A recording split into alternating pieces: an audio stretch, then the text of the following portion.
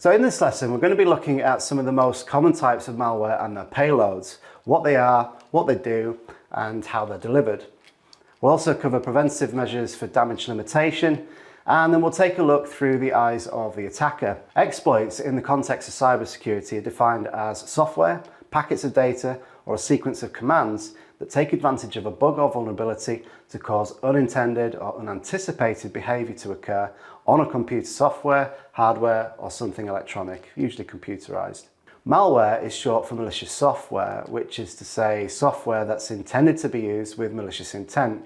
It doesn't necessarily mean the software itself is solely created for malicious purposes, and it's often perfectly legitimate. It's simply used maliciously. There are many types of malware out there, and we're going to take a look at some of the most common ones.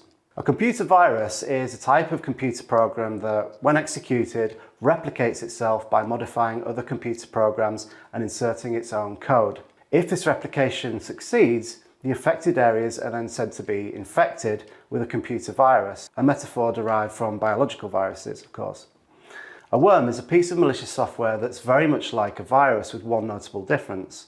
It can replicate itself and spread without the need of a host program or file to be sent like a virus does, and left unchecked, it can quickly spread to every node on a computer network that doesn't protect itself. Famously, in 1988, the first worm, called the Morris worm, or Great Worm as it's also known, was created by Robert Morris with the good intention of mapping the World Wide Web. And it managed to spread across the entire internet until it infected every computer. It needed to be completely removed from every computer system, which back then was only around 6,000 machines. In computing, a Trojan horse is any malware which misleads users of its true intent. The term's derived from the ancient Greek story of the deceptive Trojan horse that led to the fall of the city of Troy. Ransomware attacks are often carried out using a Trojan. Unlike viruses, worms, and rogue security software, Trojans generally don't attempt to inject themselves into other files or otherwise propagate themselves, and they're generally spread by some form of social engineering, usually phishing, either by tricking a user into executing an email attachment that's disguised or not to appear suspicious, or by clicking on some fake advertisement, usually on social media. Although their payload can be anything, many modern forms act as a backdoor containing a controller which can then have unauthorized access to the affected computer. A bot is a software program that can execute commands, reply to messages, or perform routine tasks such as online searches, either automatically or with minimal human intervention, usually a combination of the two. They're often part of a wider network of bots and can work together to attack targets. Ransomware is a type of malware that threatens to publish the victim's personal data or perpetually block access to it unless a ransom's paid. Whilst some simple ransomware may lock the system so that it's not difficult for a knowledgeable person to reverse it, more advanced malware uses a technique called cryptoviral extortion. It's worth remembering that it's always a very last resort to pay ransomware attackers, as you can't guarantee that they'll cooperate when you pay them. One of the best ways to protect yourself from this form of attack is to ensure that you've got a good backup plan for all of your business critical data. Rootkits are often stealthy and are a collection of computer software, typically malicious, designed to enable access to a computer or an area of its software that's not otherwise allowed, and it often masks its existence or the existence of other software. They often operate at a high level of persistent control and can be used to execute commands at any time without being detected.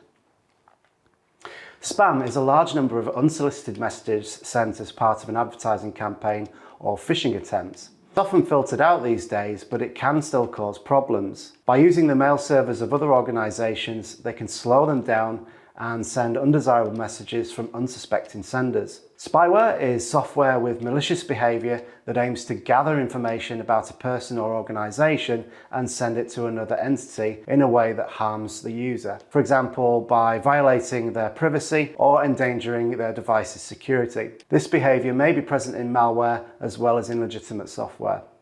In the context of cyber attacks, a payload is the component of the attack which causes harm to the victim. Much like the Greek soldiers hiding inside the wooden horse in the tale of the Trojan horse, a malicious payload can sit harmlessly for some time until it's triggered. Attack vectors such as viruses, worms, and malware can all contain one or more malicious payload. Malicious payloads can also be found in email attachments. In fact, one report states that 1 in every 359 emails in existence contains a malicious payload, and this ratio is trending upward. How do malicious payloads harm their victims? Some typical examples of the way malicious payloads cause damage are data theft.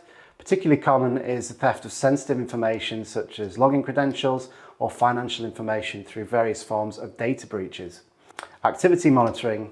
An executed malicious payload may serve to monitor user activity on a computer, and this can be done for the purposes of spying, blackmail, or to aggregate consumer behaviour, which can then be sold to advertisers. Displaying advertisements. Some malicious payloads work to display persistent, unwanted ads such as pop-ups and pop-unders to the victim. Deleting or modifying files. This is one of the most serious consequences to arise from malicious payloads. Files can be deleted or modified to either affect the behaviour of a computer or even disable the operating system and or the startup process. For example, some malicious payloads are designed to brick smartphones, meaning that they can no longer be turned on or used in any way. Downloading new files.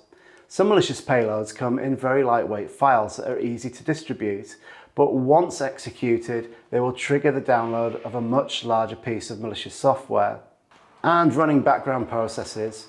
A malicious payload can also be triggered to quietly run processes in the background, such as cryptocurrency mining or data storage. Install antivirus software. You need to patch all of your software and firmware to create or deploy appropriate access controls to removable media, including USBs and SD cards. Use email in the cloud to transfer files and switch on your firewall. Remember to only install apps from trusted vendors and keep up to date with the latest news about new vulnerabilities and data breaches to evaluate their impact on your organization. Malware is short for malicious software, and it's designed to reach an end goal for an attacker most of the time. This could be something like ransomware, or could be something like a Trojan that allows them to take the next steps into an environment. I mean, it's important for me to be aware of malware because I love breaking that stuff apart and messing around with it, quite honestly. There's a lot of information you can gain about an attacker from their malware. On an individual and an organization, just being aware that these threats exist is an important part of protecting yourself. Payloads usually are the delivery mechanism for a piece of malware. So this can come in the form of a Word document, maybe an actual file that you just double click, or maybe going to a malicious website. All of these things can be part of sort of a payload delivery system that allows an attacker to, again, step up their level of either knowledge or their level of access into an environment and access to data. I think learning about malware and payloads in a work environment and how they might be sent to an individual member of staff is the most important part, because that's what's going to protect that member of staff, that individual, and that's also what's going to protect the organization in return. So to summarize this lesson, we've looked at exploits and defined the different types of malware and payloads out there before covering ways in which to mitigate the risk of damage done by malware, and then put ourselves in the shoes of a threat actor to really understand what their goals are when attacking. That's it for this one. I'll see you in the next one.